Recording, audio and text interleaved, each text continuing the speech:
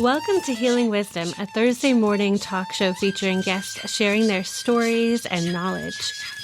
We discuss the healing aspects of the arts, metaphysics, social justice, and adventure through all types of terrain. So join me, Pandora Peoples, here on WOMR 92.1 FM in Provincetown and WFMR 91.3 FM in Orleans. We're streaming worldwide at WOMR.org.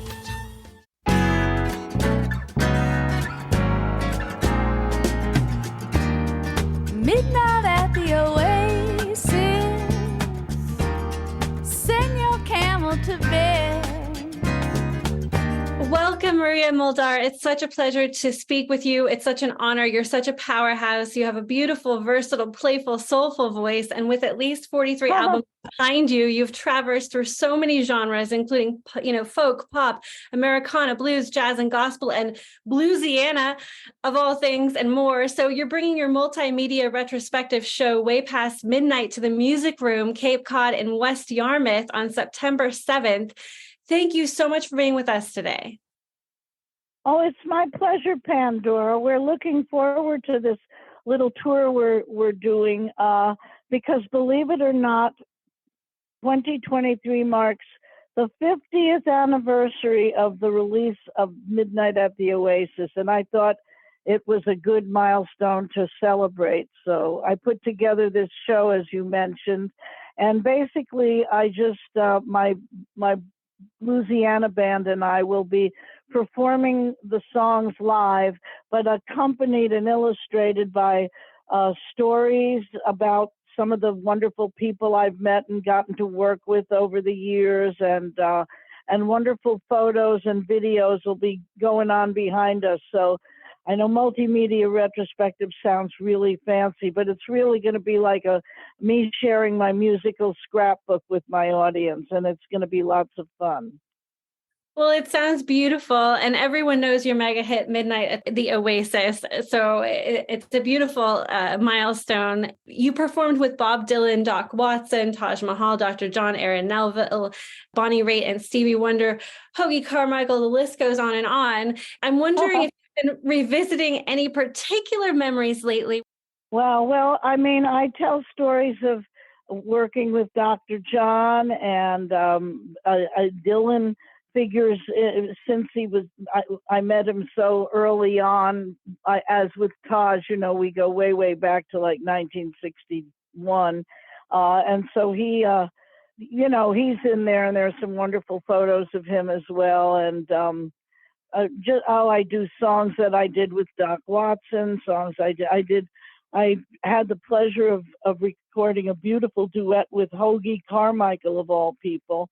And I tell a very touching story about that experience. So it's a little of everything, because it starts with my early love of old-timey Appalachian music, and on through bluegrass and jazz and swing and all the wonderful American musical genres that, except rap. I want to make sure nobody's disappointed if I don't do any rap. But other than that, there'll be a little of everything and a lot of good stories. And I did it at my 40th anniversary. And then, lo and behold, in a blink of an eye, here it is, the 50th. So I've added some tunes and stories to the show. And we're going to just be in the New England, New York, Jersey, as they call it, the tri-state area, for a few weeks. And just hope all my old fans and some new ones will come out and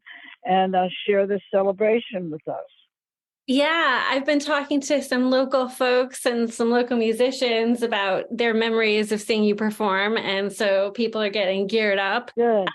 Yeah. So you grew up in Greenwich Village, and your aunt helped introduce you to music your mom strongly disapproved of, like Hank Williams and Hank Snow and Hank Thompson. Is that so? Yes, absolutely. My mother, I'm of Italian American extraction, and my mother was very serious about just exposing me to what she considered, refined music. So she was always playing classical music in the house, which to a little kid, sounds very ominous and gloomy, to tell the truth. And I didn't care for it much, but I'd go over to my Aunt Katie's house. That was my mother's younger sister. And she loved what she called cowboy music, which we now call the early country and western from the 40s and 50s. And so the minute and she'd play it on the radio. We lived in New York City in Greenwich Village, but she tuned in a little radio station from New Jersey that had a couple of hours of this country music every day.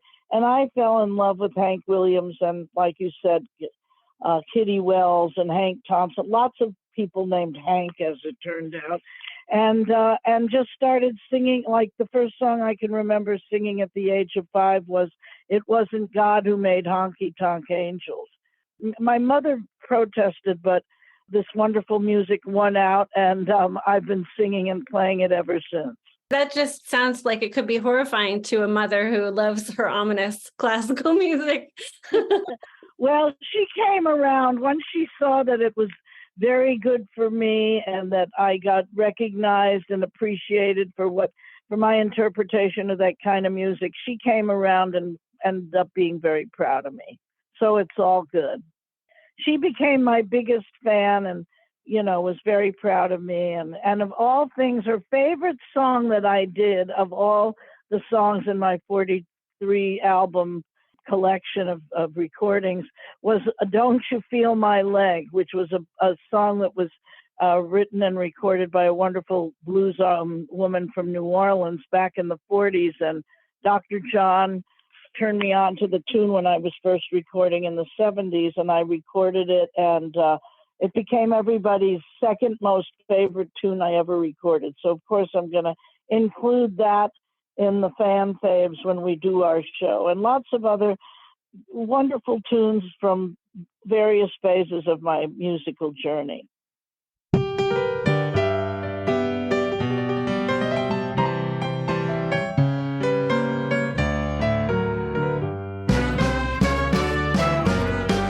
Don't you feel my leg? Don't you feel my leg? 'Cause if you feel my leg, you might want to feel my thigh. If you feel my thigh, you're gonna go too high. So don't you feel my leg? Tell us a little bit about growing up in Greenwich Village. It just, from when I was from before I was born, from the early 1900s, Greenwich Village was kind of a mecca, kind of the epicenter of all things hip, and a mecca for artists, musicians, poets, sculptors, writers, and so on. And so it had a very kind of loose, wonderful, creative energy flowing all through the community. And I was just blessed that the folk movement or the folk revival of the late 50s and early 60s just emerged right there at my doorstep in the village. And that's why a gal like me growing up in New York City, was blessed to be exposed to so many different kinds of American roots music. And so and there were just so many wonderful artists who were just, exploring this music as well and learning their craft and coming into their own. People like Richie Havens, Bob Dylan, John Sebastian, Taj Mahal, the list goes on and on. So it was a very exciting time full of wonderful creative ideas, just people just sort of sharing creative ideas and sharing their musical discoveries with each other. So it was a blessed time, and that still informs everything I do today. I'm a huge fan of your blues vocals and your playful delivery in a lot of your songs. Can you say a few words about how you approach a character or a plot-driven song like Down Home Blues or It Ain't the Meat? I'm more of an interpreter of songs. I don't sit and think about, I'm going to deliver it like this, but the song tells me how to deliver it.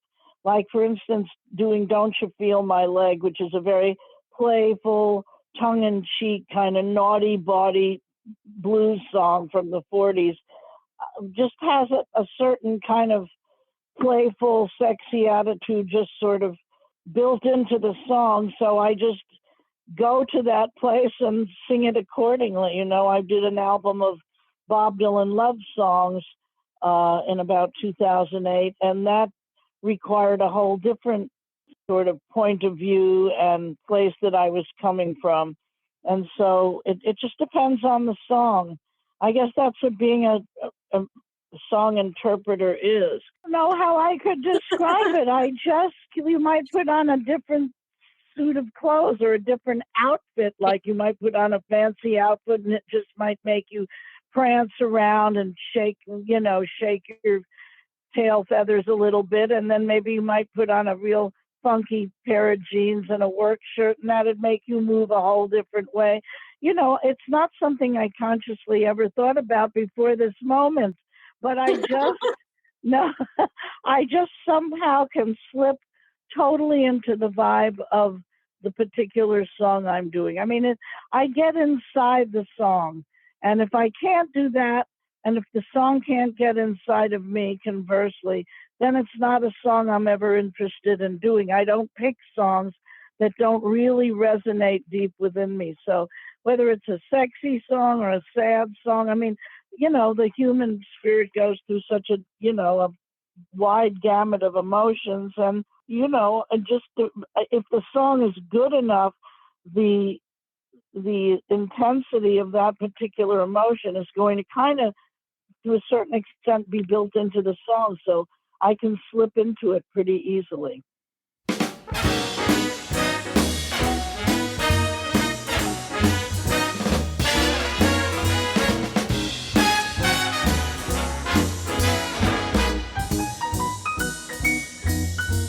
It ain't the meat, it's the motion that makes your mama wanna rock. It ain't the meat, it's the motion, it's the movement that gives it the sight. Well, I had a man, he was awful thin, not much to him but bones and skin. But one thing about him I could understand, he wraps all around me like a rubber band. It ain't the meat, it's the motion that makes your mama wanna rock. It ain't the meat, it's the motion, it's the movement that gives it the sigh. What are your thoughts on your time with the Jim Kweskin Jug Band? It was a time I cherish dearly. I met Jim Kweskin and the guys that were in that band, which included a certain handsome blue-eyed singer and washboard player named Jeff Muldaur. And in '63, and Jeff and I fell in love, and he invited me to come up and be with him in Cambridge, Mass. So I did that, and the Kweskin Band was already quite popular on the folk scene. I had been in a band called the Even Dozen Jug Band with John Sebastian and David Grisman and some others that went on to greater fame. But the point is that so after a few months they asked me to join when one of their members left, and I spent 9 years making wonderful music with them. Jug band music itself is a form of a combination of rural blues and early ragtime and jazz music from the 1920s, and it's, you know, played on a variety of homemade instruments, i.e. you blow into a jug instead of having a great big upright bass, and that makes the bass notes, and you play washboard and different percussion instruments that are, you know, sometimes nothing more than pots and pans, instead of having a big full-on drum set. And then, you know, it's augmented by fiddles, guitars, banjos, mandolins, and so forth. And I played a mean kazoo, by the way, and also played fiddle and tambourine in that band. But we had our 50th anniversary, about 10 years ago, and we toured all over the States and the New England, well, mostly in the New England and California areas, and then did a big tour of Japan because believe it or not, at the time we did the tour, there were over 100 ongoing gigging jug bands in Japan. And our tour ended with a big jug band festival where all these Japanese jug bands were playing. And of course, we were the headliners, and they just loved us. And the thing about jug band music is it's so much fun. And so, even 50 years after we were doing it, which was already 40 years after it was invented, people still want to hear it. And I'm very close to Jim Kweskin. He's still alive and living in the Boston area. And we just collaborated on an album a little while back, and that's coming out soon. And he's still out there performing. So jug band music is alive and well. Very cool. Very cool. Well, thank you so much, Maria Muldaur, for joining us today. Thank you so much for having me on your show, Pandora. And I hope you tell all the folks in the Cape Cod area that we'll be at the Music Room in West Yarmouth, September 7th. And we hope every music-loving fans will come out and share a few memories and a lot of great tunes with us. So thank you so much. Thank you, dear. See you at the show. For tickets, folks can go to musicroomcapecodtickets.com. We're going to go out with Don't Ever Let Nobody Drag Your Spirit Down from Eric Bibb, Roy Block, and Maria Muldaur.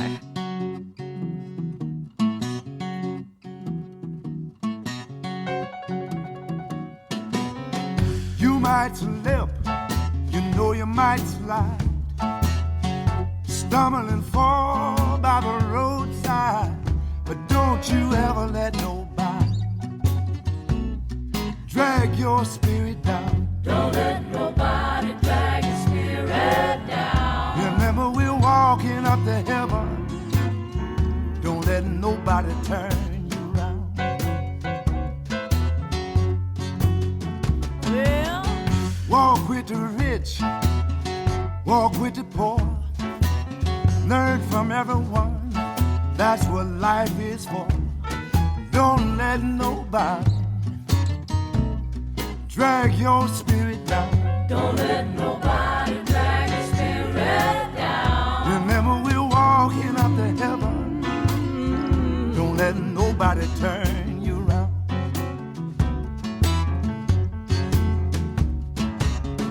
some say yes, some say no. Some people wait and see which way the wind gonna blow. But don't you let nobody drag your spirit down. Don't let nobody drag your spirit down. Remember, you're walking up to heaven. Don't let nobody turn you around.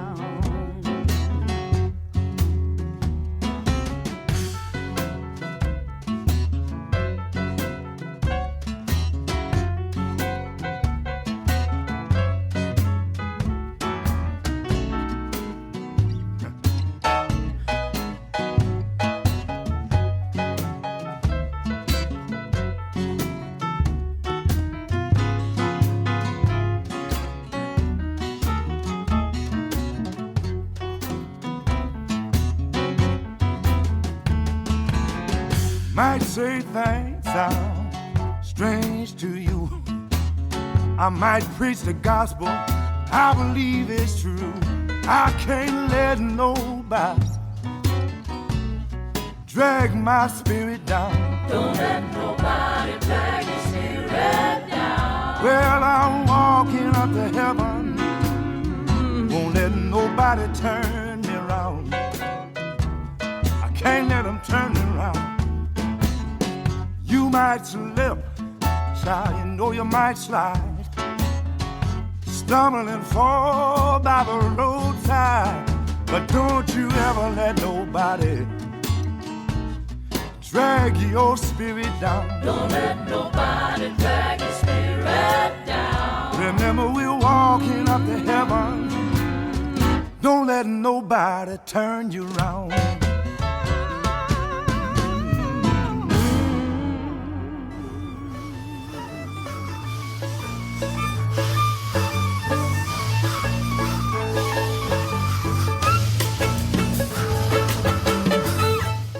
You've been listening to Healing Wisdom at Outermost Radio. All of our shows are podcasts at WOMR.org. Also check out healingwisdomradioshow.com and contact me at Pandora@WOMR.org.